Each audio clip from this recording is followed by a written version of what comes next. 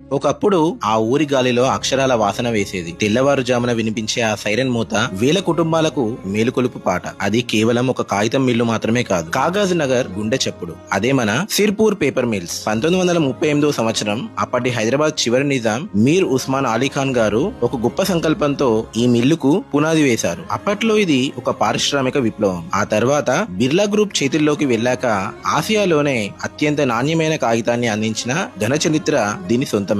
ఇక్కడ తయారైన కాగితం మీద ఎన్నో చారిత్రక సంతకాలు జరిగాయి, ఎన్నో బతుకులు రూపుదిద్దుకున్నాయి. కానీ కాలం ఎప్పుడు ఒకేలా ఉండదు కదా. ముడి సరుకు కొరత, పెరిగిన విద్యుత్ బకాయిలు, పాత పడిపోయిన యంత్రాలు వెరసి ఈ దిగ్గజం అడుగు తడబడింది. 2014 సెప్టెంబర్ కాగజ్ నగర్ చరిత్రలో ఒక చీకటి రోజు. మిల్లు గేట్లు మూతపడ్డాయి, సైరన్ మూగబోయింది. సుమారు 5,000 మంది కార్మికులు ఒక్కసారిగా రోడ్డున పడ్డారు. ఇళ్లలో దీపాలు ఆరిపోయాయి. ఆ ఊరు ఒక నిశ్శబ్ద శ్మశానంలా మారిపోయింది. తండ్రి పడుతున్న ఆవేదనను చూసి పిల్లల చదువులు ఆగిపోయాయి. ఎంతో మంది కార్మికులు ఆకలితో, ఆవేదనతో ఆత్మహత్యలకు పాల్పడిన కన్నీటి గాథ అది. కానీ ఓటమిని ఒప్పుకోవడం ఆ మిల్లు రక్తంలోనే లేదు. దాదాపు 4 ఏళ్ల నిరీక్షణ తర్వాత 2018లో కొత్త ఆశ చిగురించింది. జేకే పేపర్ యాజమాన్యం మరియు ప్రభుత్వ చొరవతో ఈ మిల్లు పునర్జన్మ ఎత్తింది. 2019లో మళ్లీ ఆ సైరన్ మోగింది. ఆగిపోయిన యంత్రాలు కదిలాయి. వేల కుటుంబాల్లో మళ్లీ వెలుగులు నిండాయి. సిర్పూర్ పేపర్ మిల్స్ అంటే కేవలం ఒక ఫ్యాక్టరీ కాదు, అది కష్టం విలువ తెలిసిన మనుషుల కథ, పడిలేచిన ఒక ఊరి ఆత్మగౌరవం. ఈ తెల్లని కాగితం మీద